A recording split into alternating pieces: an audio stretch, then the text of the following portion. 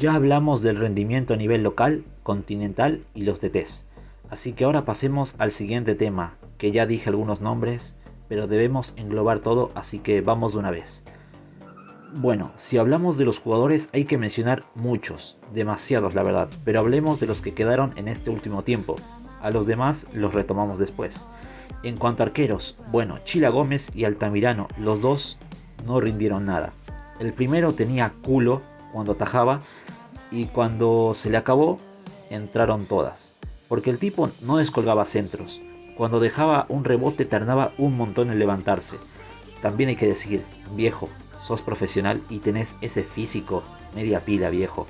Y Altamirano, bueno, al principio rindió un poco, pero cuando regaló un córner con Atlético Tucumán y luego llegó el gol donde San Lorenzo perdió de local, fue el declive del arquero, porque después es responsable de los 3 goles con Boca, sobre todo en los primeros dos, el día que el Ciclón pierde 3-2 en la Bombonera, que también hay que decir, ese día San Lorenzo no le cobran un penal insólito que podía colocar 2-0 arriba al Ciclón, y no va a faltar el tipo que salga diciendo, te cobraron 2 penales, ¿querías más? Y amigo, si tu defensa desvía un remate con la mano extendida, tu arquero se lleva puesto al delantero, y luego otra vez un defensa agarra y lo tumba sin pelota a mi delantero, claro que sí, dame los penales. Pero bueno, no nos desviemos, ambos arqueros pésimos. Si hablamos de centrales, Romaña el mejor lejos, si lo comparamos con los otros obviamente, porque lo único que podría competirle sería el Tonga, pero tristemente se lesionó todo el año. El colombiano sin duda, aparte de que no es soberbio, se dejó la vida e hizo lo mejor que pudo, y el hincha lo sabe. Creo que solamente se mandó 2 cagadas, con Lanús y el gol en contra con Argentinos. Después no se me viene alguna. Los laterales, bueno, por la izquierda Braida sin duda lo hizo mucho mejor que Baez, que había arrancado bien el pibe, pero se fue cayendo a pedazos. Y por la derecha se extrañó mucho a Tripiquio y Arias, porque el pibe López no lo había hecho mal, pero de un momento a otro dejó de jugar. Luján, desastre total. Desde que regresó de los Juegos Olímpicos, el tipo nunca jugó a un alto nivel y siempre jugó de mala gana. En el mediocampo, Remedi demostró por qué merecía jugar, pero Insúa casi nunca le dio minutos. Insaurralde había arrancado bien y justo se lesionó cuando prometía bastante. Santiago Sosa sin duda el joven con mejor proyección, que bueno, luego hablaremos de él. Iral al principio se dejaba la vida y en los últimos 7 partidos se mandó cagada tras cagada, se hizo expulsar sin sentido con Estudiantes, juega fuera de contexto porque cuando íbamos perdiendo 1-0 con Argentinos el tipo empezó a tirar caños. Por Dios, y ni hablemos que empezó a salir de joda. Los delanteros, bueno, Huello fue el goleador sin ser un 9 puro. Reali jugaba bastante con el Pipi, pero con Russo casi nunca. Recién en el último partido con Tigre fue titular y vaya sorpresa, se notaba que estaba sin mucho fútbol. Leguizamón es un extremo y no hace goles. Muniain vino en todo este desastre y aún así demostró que sin duda es el que mayor calidad tiene. Bustos jugó solo para él, de paso se comió varios goles y encima es súper egoísta. Bombergar llegó sin jugar desde mayo y se notó su pésimo nivel, que solo hizo un gol de penal a Boca. Le cuesta aguantar una pelota, camina tan lento como Campi. Sin duda lo peor fue la zona de ataque. Ahora, ya hablamos de los jugadores, hablaremos del tema al cual los hinchas nos rompió un montón las pelotas. La dirigencia. Que bueno, el principal responsable de todo esto es Marcelo Moretti. El Pipo se encargó de empeorar todo lo que ya había. Hablaremos solo del tema fútbol porque si hablamos de todo hay que decir la cervecería que había abierto en la zona de juveniles, los quilombos con el equipo de básquet, el fútbol femenino y el futsal. Imagínense, a esos equipos les deben sueldo y se dejaron la vida. Por ejemplo, el fútbol femenino salió campeón, mientras el equipo de fútbol profesional trotó durante mucho tiempo cada jodido partido. Pero bueno, lo que hicieron en 11 meses, ni siquiera en un año, en 11 meses, hijos de puta, no tiene nombre. Ya dijimos la renovación de Insúa que no debían hacer. El caso de Adam Vareiro, también desastre porque tenía una cláusula de rescisión de 7 palos verdes y como el tipo estaba rebelde, la dirigencia cedió a sus peticiones, como ser el mejor pago del plantel, ser el capitán y de paso le redujeron a la mitad su cláusula, es decir, 3 palos y medio. Pero son bobos, cualquiera mínimo le reduce a 5 palos. Y si se quiere ir, Vendelo, porque el Paranaense estaba dispuesto a poner 5 palos. Jugador que no quiere continuar, búsquele salida, porque para que al menos te deje plata, porque encima Vareiro estaba en su mejor momento y el tipo se tatuó un cuervo con su número 11. Qué desagradecido y vendehumo, en serio. El mejor rendimiento que tuvo Vareiro en su carrera fue en San Lorenzo y aún así decidió irse a River. Qué hijo de puta. Luego la cantidad de jugadores que trajeron a inicio de año es increíble. Y qué casualidad, ahora casi todos se fueron. Si hablamos de un sector completamente sobreexplotado, es la posición número 9. Porque trajeron para que compita con Vareiro a Tarragona, que ya se fue a Talleres. Erazo, que apenas le hizo un gol a Tigre y que ahora está en Nacional de Uruguay. Bomberger, que venía sin jugar y le das el mejor contrato cobrando más de $80.000 por mes.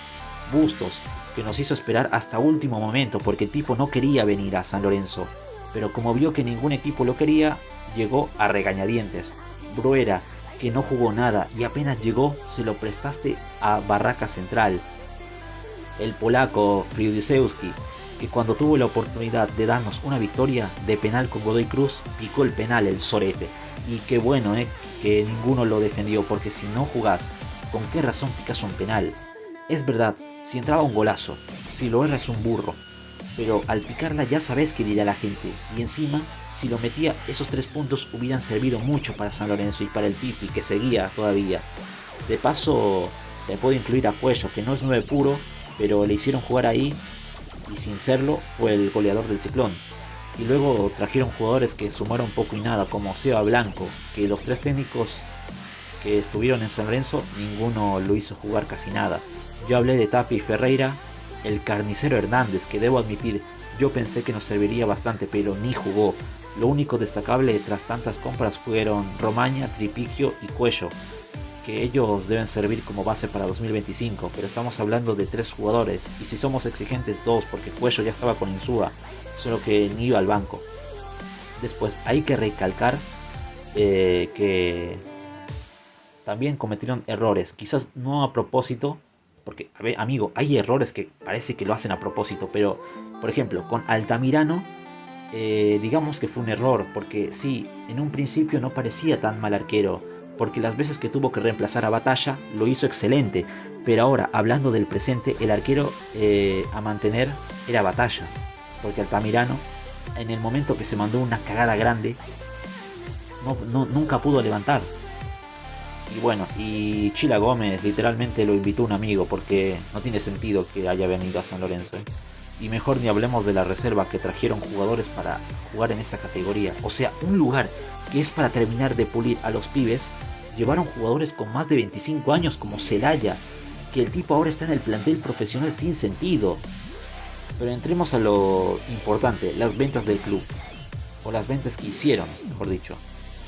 Como por ejemplo Martegani, que volvió en junio de su préstamo en Italia y apenas llegó lo vendieron a Boca por menos de 3 palos verdes. A Medina, otro pibe, lo vendieron en menos de 2 palos. Creo que fueron en 2 palos. Y eso que no había jugado casi nada. Vendieron a Vareiro a River aplicando la cláusula que había rebajado. Habían prometido no vender a Boca ni a River y terminaron haciéndolo, y encima por migajas. La única venta interesante fue la de Giai por 7 palos y medio al Palmeiras. Y ahora, amigo, a Sosa y a Hauch los vendieron por nada, Defensa y Justicia. Encima le diste el 50% del pase de Sosa para mantener a inútiles como Bomberger, Bustos, Girala y Campi. Y no solo lo vendiste, lo presionaron para que se firme. O sea, ¿cómo a un pibe lo presionas para que se vaya, viejo? Y encima, no era malo Sosa. Obviamente ante el bajón de todo el plantel, él también bajaría su nivel, pero en 2025 iba a ser indiscutiblemente titular. De paso juega en la sub-20 de Argentina, dale viejo. Hasta en eso cagaron todo, mintieron de arranque y hasta el último momento del año lo han hecho. No tienen palabra, vendieron a Sosa que pintaba muy bien y que si elevaba el nivel lo podías haber vendido por mucho más. Pero aceptaste las migajas que te ofreció Defensa y Justicia, que bueno, no tengo nada contra Defensa y Justicia, hizo lo que había que hacer. Si Giai fue vendido por 7 palos, o mejor dicho, más de 7 palos, ¿por qué por Sosa no podrías haber hecho lo mismo? Encima, vendes lo mejor que tenemos para mantener la escoria que hay. Estaba tranquilo y con solo recordar la presión que le hicieron al pobre pibe me hacen enojar. Bueno, y pensar que todo lo que dije ocurrió solo en 11 meses. O sea, prometieron tantas cosas, una auditoría que nunca llegó porque el presidente está con Tinelli y Lamens. Prometió peso en AFA y Chiquitapia lo boludea constantemente. Prometió marcas que nunca llegaron. La vuelta a Boedo recién demolieron algo, pero para el estadio falta demasiado tiempo. Para cerrar el tema de una vez, la gestión de Moretti en su primer año siendo presidente fue horrenda, por no decir otras cosas, mentiras constantes, discutiendo por Twitter, siempre que salía a dar una entrevista las preguntas estaban armadas para que no esté complicado, ventas de juveniles por casi nada, compras y contratos altísimos sabiendo los quilombos que tiene el club, 3 técnicos de perfil distintos, contratos para jugadores en la reserva de San Lorenzo y otras cosas que distintos periodistas de San Lorenzo ya han informado, ya sea Agustín Musu, Pablo Lafourcade, Mariano de la Fuente, etc. Si tuviera que decir una frase para resumir este año sería engaños y mentiras compulsivas. A estas alturas solo pueden pasar dos cosas. Moretti da el paso al costado y admite que el cargo le quedó gigante, o sigue hundiendo al club porque es verdad que ya había deudas, pero amigo, el tipo prácticamente lo aumentó todo. Y siendo muy sincero, no veo un buen rumbo en estos años a no ser que den el mayor giro de la historia.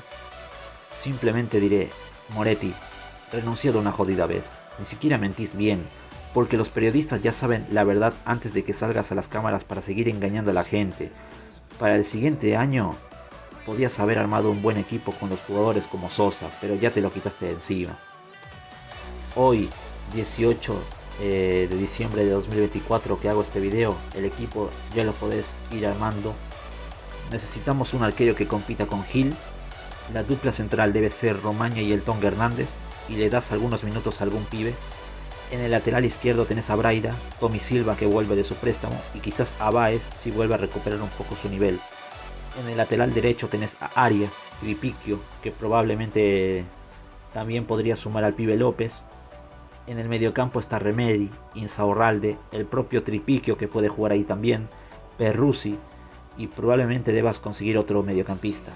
Como enganche a esperar que Muniain no se vaya, y para jugar de extremo tenés a Cuello, Reali, al propio Leguizamón, aunque a este último sí lo dejo de suplente, y sí o sí debes comprar un 9.